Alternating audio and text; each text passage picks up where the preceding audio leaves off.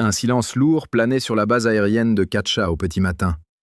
Un silence que seule la mer Noire venait troubler de son ressac régulier. Puis, soudain, deux éclats lumineux ont déchiré ce calme fragile. En l'espace de quelques secondes, la Russie venait de perdre deux symboles de sa puissance passée. Un MiG-29 et un Su-24, tous deux réduits à un amas de métal brûlé sur le tarmac. Officiellement, il s'agissait de simples incidents, de défaillances techniques selon la version initiale. Mais en coulisses, la réalité s'imposait déjà. Ces avions n'étaient pas victimes de la fatigue du matériel, mais de frappes ukrainiennes d'une précision chirurgicale. Et derrière ces explosions, c'est tout un pan de l'industrie militaire russe qui vacillait. Ce qui s'est joué ce jour-là dépasse de loin la destruction de deux appareils. C'est le symbole d'une fissure profonde au cœur du système de défense de Moscou. La Russie, autrefois capable de produire des centaines d'avions de combat par an, peine aujourd'hui à en fabriquer quelques dizaines.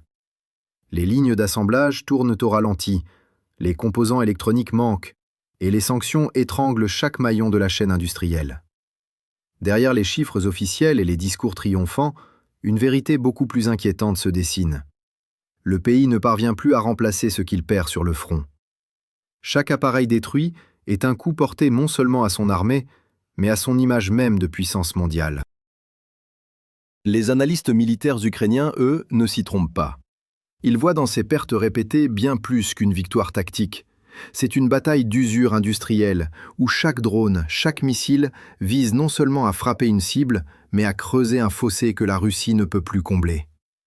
Les MiG-29 et Su-24 détruits à Katcha ne sont pas de simples épaves. Ce sont des témoins d'une époque révolue, celle où l'Union soviétique produisait sans compter. Aujourd'hui, même réparer ces modèles devient un défi. Les chaînes de production n'existent plus, les ingénieurs qualifiés se font rares et les stocks de pièces détachées s'amenuisent. Pendant que les autorités russes multiplient les discours rassurants, les chiffres racontent une autre histoire. La production d'aéronefs militaires est tombée à un niveau historiquement bas, une trentaine d'unités par an contre plus de 100 il y a 10 ans. L'écart est vertigineux et il s'élargit à mesure que les pertes s'accumulent. Ce que la Russie perd sur le champ de bataille, elle ne peut plus le recréer dans ses usines. Et c'est là, dans cette lente asphyxie industrielle, que se cache la véritable crise. Dans les hangars de Novosibirsk et de Komsomolsk sur l'Amour, les ouvriers travaillent encore, mais sous tension. Certains matériaux ne parviennent plus des fournisseurs occidentaux, les circuits électroniques de haute précision doivent être contournés ou remplacés par des alternatives moins performantes. On parle d'improvisation, de bricolage à grande échelle. Derrière chaque avion livré se cache une bataille logistique épuisante, où chaque vis, chaque puce devient un enjeu stratégique. Le Kremlin tente de masquer ses difficultés par des annonces spectaculaires, mais sur le terrain, la vérité est implacable. La cadence de production n'est plus suffisante pour soutenir l'effort de guerre. Pendant ce temps, du côté ukrainien, la stratégie est claire.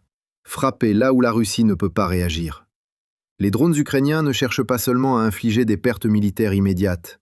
Ils visent la structure même du pouvoir russe, son industrie, sa capacité à régénérer ses forces. C'est une guerre lente, méthodique, presque silencieuse, mais redoutablement efficace. Et chaque explosion, chaque avion détruit, rapproche un peu plus Moscou d'un tournant stratégique dont elle pourrait ne pas se relever. Mais ce que ces événements révèlent ne se limite pas aux avions abattus. Car derrière ces flammes, c'est une réalité plus vaste qui se dessine, celle d'une armée contrainte de se battre avec les vestiges de son passé, dans un conflit où la technologie et la production jouent désormais un rôle aussi décisif que les combats eux-mêmes. Les usines rouillent, les promesses de modernisation s'évaporent, et le temps, lui, ne joue plus en faveur de la Russie. L'histoire que vous allez découvrir ne se résume pas à des chiffres ni à des explosions isolées.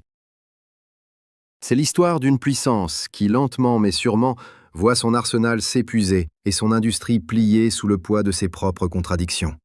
Et ce n'est que le début. Restez avec nous. Abonnez-vous dès maintenant, car ce qui suit va révéler l'envers d'un effondrement militaire que peu auraient imaginé possible. Au fil des semaines, les analystes militaires du monde entier ont commencé à tirer la même conclusion. La Russie est engagée dans une guerre qu'elle ne peut plus soutenir matériellement. Ce n'est plus une question d'effectifs ou de courage, mais une question de ressources, de capacité à remplacer ce qui est détruit. L'ombre qui plane aujourd'hui sur son industrie de défense est celle d'une fatigue structurelle. Les images satellites des usines de Nijni Novgorod, d'Omsk ou d'Ural-Vagonzavod montrent des chaînes ralenties, des entrepôts partiellement vides, des chantiers arrêtés faute de matériaux. Dans les rapports internes, des mots inhabituels apparaissent: retard, pénurie, improvisation. Les ingénieurs parlent à demi-mot d'une époque révolue, celle où les commandes d'État garantissaient un flux constant de travail et de financement. Aujourd'hui, la production dépend d'un assemblage incertain de composants étrangers, souvent achetés en secret via des circuits parallèles. Les pertes sont colossales. Depuis le début du conflit, les chiffres les plus prudents évoquent plus de 15 000 véhicules blindés détruits ou endommagés. Parmi eux, des chars T-72, T-80 et même les rares T-90 dont la Russie faisait la vitrine de sa modernité. Les lignes d'assemblage de ces modèles, autrefois tournées vers l'exportation, sont désormais entièrement réquisitionnées pour remplacer les pertes du front. Mais le rythme n'y est plus. Les techniciens parlent de machines qui tombent en panne, de matériaux qui n'arrivent pas, de pièces électroniques manquantes. Le résultat est sans appel. L'armée russe se retrouve contrainte de recycler des blindés d'époque soviétique, des T-62 sortis des entrepôts, repeints à la hâte, envoyés sur le front sans protection moderne. Ce recours à la nostalgie industrielle n'est pas une stratégie, c'est une fuite en avant. Dans les unités russes déployées, le moral reflète cette réalité. Les soldats racontent des véhicules réparés avec des pièces de fortune, des armes qui s'enrayent, des munitions dont la qualité varie d'une caisse à l'autre. Les vidéos qui circulent sur les réseaux sociaux montrent des convois de camions civils transformés en véhicules d'assaut, des pick-up chargés d'hommes et de matériel traversant la steppe sans blindage. Ces images contrastent cruellement avec les discours officiels qui promettent la modernisation et la supériorité technologique. La guerre, elle, révèle l'inverse, une dépendance croissante à des moyens improvisés et à une logistique sous pression. Les sanctions économiques ont agi comme un étau. Les entreprises du secteur militaire, de Rostec à United Aircraft Corporation, se retrouvent isolées des circuits internationaux. Les composants électroniques essentiels au système de navigation, aux radars ou aux missiles guidés proviennent en grande partie de fournisseurs étrangers, aujourd'hui inaccessibles. Faute de ces pièces, la Russie a dû se tourner vers des pays comme l'Iran ou la Corée du Nord pour tenter de combler le manque. Mais ces partenariats ne suffisent pas à relancer une production de masse. Les ingénieurs russes tentent d'adapter les technologies disponibles, mais le résultat est souvent instable. Les drones iraniens Shahed, rebaptisés localement, sont utilisés faute de mieux, mais leur fiabilité reste incertaine. Et pendant ce temps, l'Ukraine, soutenue par ses alliés occidentaux, reçoit des systèmes de plus en plus sophistiqués, des munitions de précision, des drones à longue portée, renforçant ainsi l'asymétrie. Les chiffres économiques soulignent cette dérive. L'effort militaire absorbe une part croissante du budget de l'État russe, mais sans générer les résultats attendus. Les usines fonctionnent à flux tendu, mais la productivité stagne. Chaque char perdu, chaque avion détruit, représente non seulement une perte militaire, mais aussi une perte financière difficile à compenser. Les estimations cumulées dépassent les 600 millions de dollars pour les seules pertes d'équipements non remplaçables, mais la réalité pourrait être bien plus lourde. Dans les couloirs du ministère de la Défense à Moscou, certains parlent d'un trou noir budgétaire qui engloutit les ressources sans retour. La machine de guerre, si puissante sur le papier, s'enraye dans la pratique. Pendant ce temps, du côté ukrainien, la stratégie industrielle est en pleine mutation. Kiev a su transformer la contrainte en avantage. Grâce à l'assistance occidentale, de nouvelles lignes d'assemblage de drones, de munitions et de véhicules légers ont vu le jour. Les usines, souvent discrètes, parfois cachées sous terre, produisent désormais en continu. Les ingénieurs ukrainiens, épaulés par des experts venus d'Europe et d'Amérique du Nord, expérimentent sans cesse, améliorant la précision, la portée et l'autonomie des drones. Chaque mois, de nouveaux modèles apparaissent sur le front, testés en conditions réelles, corrigés, perfectionnés. Ce cycle d'innovation rapide contraste fortement avec la lourdeur du système russe, prisonnier de son héritage bureaucratique et de son manque d'adaptation. Dans ce rapport de force qui s'inverse, les frappes ukrainiennes sur les installations russes prennent une dimension stratégique. Chaque dépôt de carburant touché, chaque hangar incendié, chaque atelier détruit affaiblit un peu plus la capacité du Kremlin à soutenir son armée. Ce n'est plus seulement une guerre de position, mais une guerre d'endurance industrielle. Et dans cette guerre-là, le temps joue pour Kiev. Les pertes cumulées sur le front, les sanctions qui bloquent les importations, la fuite des ingénieurs qualifiés vers l'étranger, tout concourt à affaiblir la base même de la puissance militaire russe. Pourtant, le discours officiel continue d'affirmer que la situation est sous contrôle. Les médias d'État diffusent des images de nouvelles livraisons d'armes, des cérémonies de remise de décorations, des déclarations de confiance. Mais derrière cette façade, les signes d'usure se multiplient. Les commandants sur le terrain réclament du matériel qu'ils ne reçoivent pas, les usines accumulent les retards, les responsables industriels multiplient les promesses qu'ils ne peuvent plus tenir. Le contraste entre la communication et la réalité devient chaque jour plus visible. Et c'est dans ce fossé, entre la parole et les faits, que se dessine l'avenir de ce conflit. Car une armée ne se mesure pas seulement à sa taille ou à son courage, mais à sa capacité à se régénérer. Or, c'est précisément cette capacité que la Russie est en train de perdre. Chaque drone abattu, chaque avion détruit, chaque char brûlé pèse désormais bien plus qu'une simple perte tactique. C'est un morceau d'infrastructure, un savoir-faire, une chaîne de production qui s'effrite. Et plus le temps passe, plus cette érosion devient irréversible. L'Ukraine, de son côté, ne cherche plus seulement à repousser les troupes adverses, elle vise à briser la machine même qui les soutient. Et à mesure que les preuves s'accumulent, il devient clair que cette stratégie porte ses fruits. Ce que nous voyons aujourd'hui n'est pas seulement un affaiblissement militaire, mais un effondrement lent, profond, d'un modèle entier. Et pourtant, le pire reste encore à venir. Car ce qui se joue désormais dépasse la seule bataille du front. C'est la survie d'un système industriel, d'une économie et d'un prestige construit sur des décennies. Ce que vous allez entendre ensuite pourrait bien redéfinir la perception même du pouvoir militaire russe. Abonnez-vous, car la suite de cette enquête va révéler les dessous d'un basculement historique. Ce que les observateurs découvrent aujourd'hui, c'est une réalité bien plus vaste que la simple usure du matériel.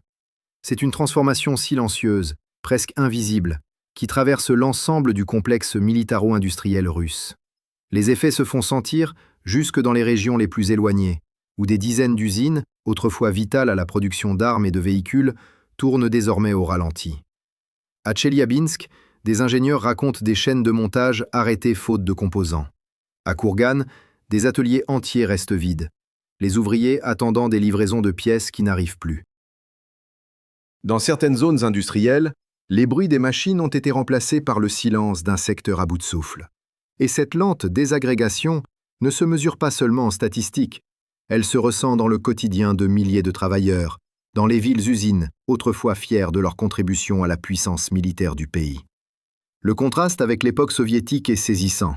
À cette époque, la production militaire était une affaire d'État, un symbole de prestige national, soutenu par des ressources quasi illimitées. Aujourd'hui, la Russie moderne tente de maintenir ce modèle sans en avoir les moyens économiques, ni la main-d'œuvre, ni l'accès aux technologies nécessaires. Les sanctions ont coupé l'accès à une grande partie des composants essentiels, notamment dans les domaines de l'électronique, de la navigation, de l'optique et des matériaux composites. Là où l'Occident produit avec des procédés numériques et des chaînes automatisées, la Russie s'appuie encore sur des machines héritées des années 1980. Les ingénieurs les plus qualifiés partent à l'étranger, et ceux qui restent doivent improviser pour maintenir une production minimale. Cette improvisation permanente a un coût. La qualité baisse, la fiabilité chute, et les livraisons ne respectent plus les calendriers. Même les rapports internes des grandes entreprises d'État évoquent désormais un retard structurel difficilement rattrapable. Dans le domaine aérien, la situation est encore plus alarmante. Les chiffres publiés par des analystes indépendants montrent une stagnation dramatique. La production annuelle des chasseurs Su-35, censés représenter le fer de lance de l'aviation russe, reste inférieure à 15 exemplaires. Et celle du Su-57, le fleuron de la 5e génération, ne dépasse pas 2 unités par an. Cette lenteur contraste brutalement avec la cadence occidentale. Aux États-Unis, Lockheed Martin produit plus de 130 F-35 par an, tandis que la France, avec Dassault Aviation, maintient une production régulière de Rafale destinée à l'exportation. Le déséquilibre n'est plus seulement technologique, il est industriel, structurel, et il ne cesse de s'aggraver. Dans les bases russes, les pilotes expérimentés manquent d'appareils modernes, tandis que les jeunes recrues s'entraînent sur des simulateurs obsolètes. Sans formation adéquate, la relève devient de plus en plus difficile à assurer. et chaque perte d'avion sur le front est une blessure que l'industrie ne parvient plus à guérir. Mais la crise la plus profonde se joue peut-être dans les blindés. L'armée russe, jadis fière de sa flotte de chars, voit son parc s'amenuiser mois après mois. Les images diffusées depuis le front montrent des colonnes de véhicules datant de l'ère soviétique, restaurées à la hâte. Les T-55 et T-62, sortis des dépôts de longue conservation, sont remis en service, malgré leur vulnérabilité évidente face aux armes anti-chars modernes. Les T-90M, plus récents, sont rares et souvent réservés à des unités d'élite. Pour le reste, les soldats se contentent de moyens improvisés, des camions civils recouverts de plaques métalliques, des véhicules légers équipés de mitrailleuses. Cette adaptation forcée illustre le décalage entre la réalité du front et les ambitions de Moscou. L'armée russe, qui voulait incarner la modernité et la puissance, se retrouve prisonnière d'une guerre où elle combat avec des moyens d'un autre âge. L'économie, elle aussi, subit les contre-coups de cette militarisation forcée. L'inflation grignote les salaires, les prix des biens de consommation augmentent et les dépenses publiques se concentrent presque exclusivement sur l'effort de guerre. Le budget alloué à l'éducation, à la santé ou aux infrastructures est réduit pour compenser les pertes militaires. Dans certaines régions, les autorités locales peinent à verser les salaires à temps. Le mécontentement grandit, même s'il reste étouffé par la censure. Les reportages indépendants évoquent des familles vivant dans la précarité, des usines travaillant sans interruption, mais sans percevoir les primes promises. La propagande parle de résilience nationale, mais cette résilience a un prix. Celui d'un pays qui s'épuise à maintenir une guerre qu'il ne peut plus financer durablement. En parallèle, les frappes ukrainiennes sur les infrastructures critiques russes prennent une ampleur stratégique inédite. Des dépôts de munitions explosent dans des régions autrefois considérées comme sûres. Des raffineries sont touchées, réduisant la capacité de production de carburant militaire. Chaque attaque déstabilise un peu plus la logistique déjà fragile. Les convois doivent emprunter des routes plus longues, exposées, ce qui ralentit les livraisons et augmente les pertes. Les analystes occidentaux parlent désormais d'un effet domino. À mesure que la logistique s'effondre, le front devient plus vulnérable, et à mesure que le front recule, la logistique devient encore plus difficile à maintenir. C'est un cercle vicieux que la Russie peine à briser. Dans ce contexte, certains alliés traditionnels de Moscou commencent à douter. Des pays qui autrefois importaient massivement des armes russes se tournent désormais vers d'autres fournisseurs. L'Inde, longtemps premier client de l'industrie militaire russe, multiplie les accords avec la France et les États-Unis. L'Algérie, partenaire historique, diversifie ses achats. Même la Chine, tout en maintenant une coopération économique, garde ses distances sur le plan militaire. Cette perte de crédibilité à l'international représente un revers symbolique considérable. L'image d'une Russie fournisseur d'armes fiables s'effrite. Et avec elle, les revenus issus des exportations, indispensables pour financer la production domestique, s'évaporent.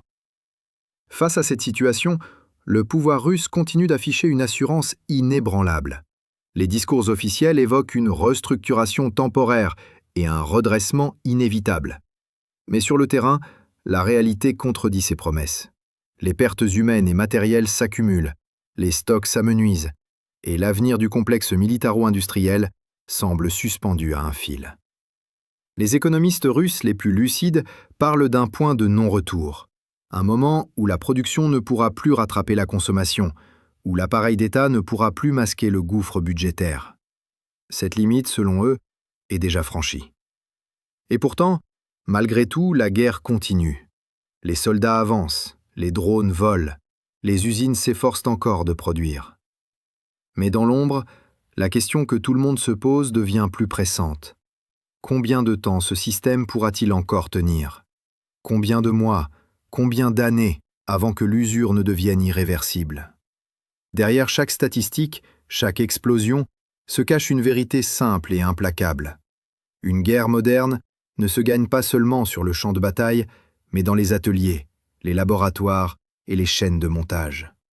Et c'est là, dans ce combat invisible, que se joue le véritable avenir du conflit. Les signaux sont clairs. L'industrie russe, étouffée par les sanctions, affaiblie par la corruption et minée par la fuite des talents, ne parvient plus à suivre le rythme d'une guerre prolongée. Les fissures qui apparaissent aujourd'hui ne sont plus seulement techniques, elles sont structurelles, profondes. Le Kremlin tente encore de dissimuler ses fractures derrière un voile de propagande et de discours triomphants, mais la réalité, elle, s'impose de plus en plus. La guerre révèle ce que les discours ne peuvent plus cacher, une puissance qui vacille, un appareil militaire qui s'essouffle et une industrie qui s'enfonce dans une crise dont elle ne sortira peut-être jamais. Et pendant que la Russie lutte pour maintenir son image de force, le monde observe,